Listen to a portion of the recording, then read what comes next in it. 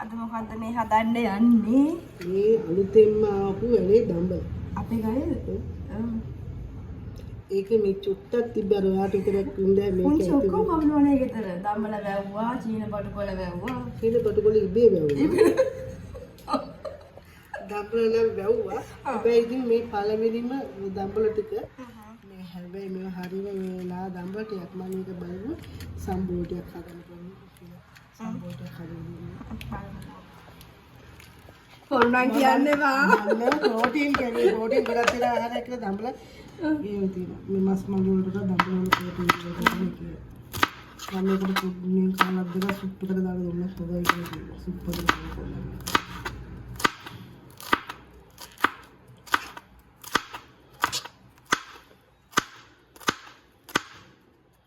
ඔය විදිහට බොලට හයියෙන් ගහන්නත් ඕන ලකුණු කොට.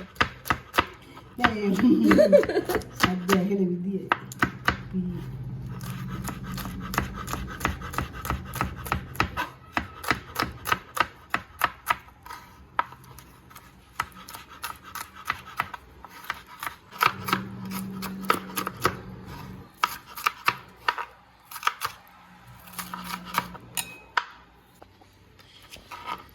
Miris.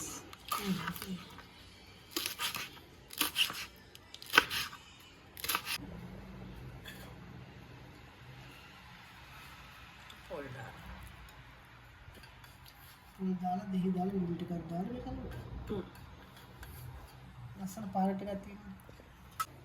අමලා කන්නයි තියෙන්නේ. අමලා කන්නයි තියෙන්නේ.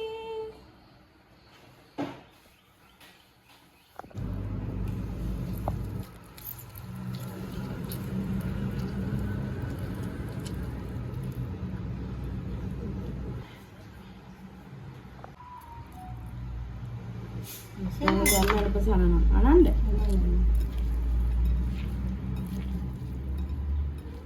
Ada makeup full kendak dia.